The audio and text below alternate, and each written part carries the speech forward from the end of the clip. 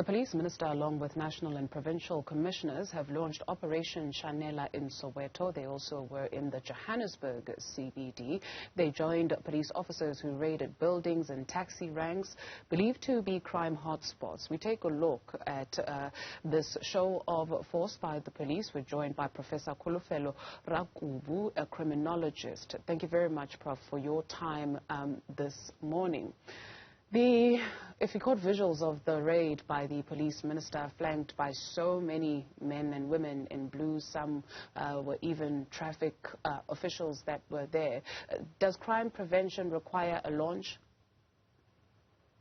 Thank you very much. Crime prevention does not require a launch, particularly for a country of this caliber like South Africa, where now we understand and we have an experience with launching, and we've always been reactional in our launch.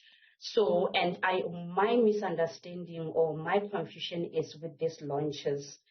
So the South Africa's analysis, are they saying they don't see the repercussion of crime displacement? Because their understanding should incorporate that by removing the opportunity for crime or seeking to prevent a crime by changing situation, right, in which crime does not actually prevent crime, but merely moves it to another location. So South Africa should take into consideration that it has been having challenges with spatial displacement, because the minute you move to Soweto, the minute you move to the CBD, it will move to another area. So our planning does not even incorporate that we've got temporal displacement.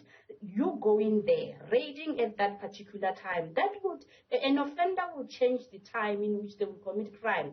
If you check and analyze all these operations that have been introduced, why is it that crime keeps on going higher? That is because the effects of displacement have been very, very negative for South Africa. Crime displaced to what? To more serious crimes. Now the minister mentioning the next location. Where's intelligence in that? Because now you are telling whoever is the perpetrator in El Dorado Park, for example, that we are coming. So they will clean up. It will be displaced. They will now change the tactic.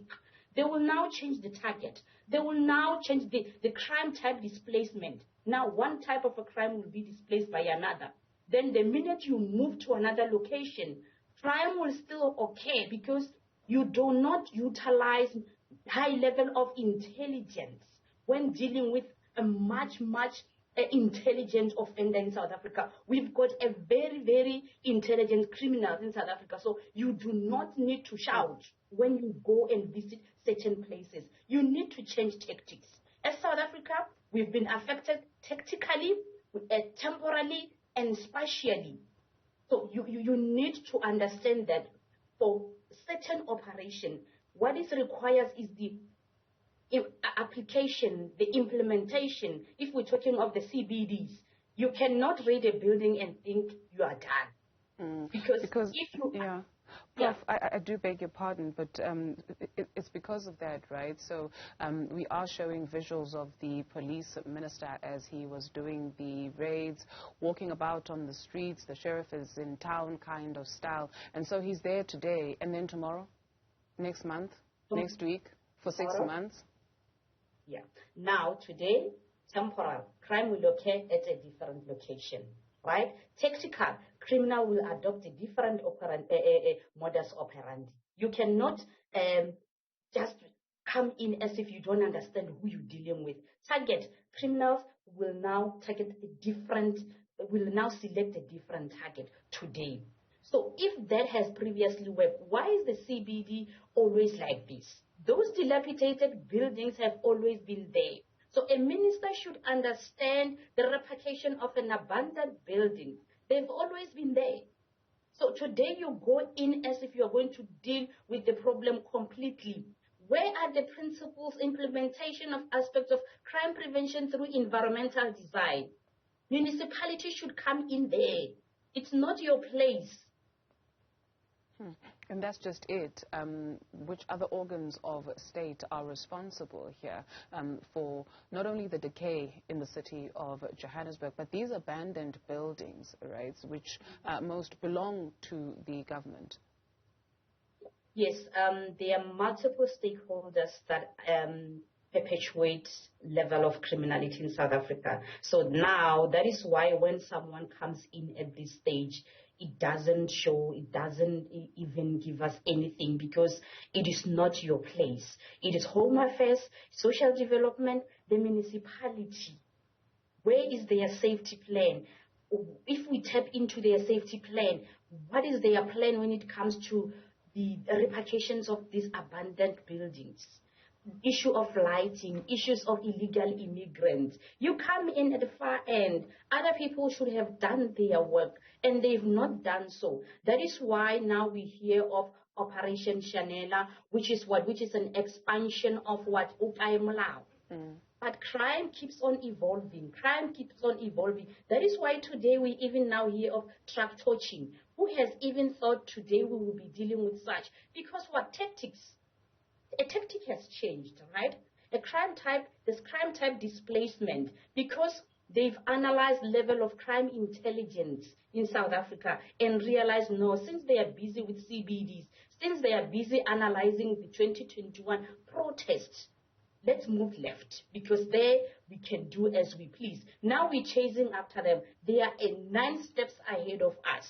We are cleaning CBD and we are even telling El Dorado people we are coming tomorrow. So meaning what? If you have drugs, if you are illegal, if there's cleanup, so that when we come in, we'll find whoever is not a serious criminal, because today serious criminals will be moving back to CBD or finding new location and telling us that you are going to El Dorado Park. Now the surrounding communities becomes more vulnerable because all those illegal activities will be now moving to, there will be geographical displacement because now your focus is El Dorado Park. You can't do that in South Africa. Prof. Rakubu, also why does it appear that a certain demographic is targeted, whether you mention Operation Ukaimulao or Operation Shanela? It will be in specific areas. I have not for once seen Operation Ukaimulao, roadblocks and all of that in the northern suburbs of Johannesburg, for instance. How does that work? That is because if you check the noise around these targeted communities, it looks like there's so much crime there. And what they don't understand is that the big bosses are in the suburbs. Drugs and all that are in the suburbs. Mafias are in the suburbs. Then you keep on chasing runners. You find that you target El Dorado Park, for example, where a small boy just receives 1,000 kilogram or something of drugs. But the real criminal is in, and you know that, is in the suburb. Then you arrest or you deal with that runner. Crime does not even, the level doesn't even go lower because you have not even dealt with the real criminal here. Here you are dealing with what? A criminal impacted by socio-economic condition. A gentleman that will just kill for a loaf of bread. But the reason and the brains behind that is in the suburbs. And it is known that you are going to run after those. But look at the bigger picture. Crime in South Africa is not only in your El Dorado Park or in Diepsloot and all those. In Diepsloot and El Dorado Park, it's just because of what? Socio-economic analysis, right? And when reflection of social disorganization. That is why we look like, okay, there's crime. But do you attend to the socio-economic issues in those areas if you are serious about dealing with level of criminality there? No. Because if you now realize it's poverty, lack of opportunities, why don't you attend to those if you are serious about crime there? Because today you go in, you arrest, another hungry soul will take over. But the real mafia is in the suburb, and you don't attend to those because what? They are taking care of major businesses in South Africa. They are, because if we have intelligence here, you'll understand that crime or criminals are in the suburbs and they're sponsoring major events in South Africa. Then you go after runners. That is why crime keeps on going higher. Professor Kholofelo Rakubu is a criminologist. Thank you very much for your time this morning.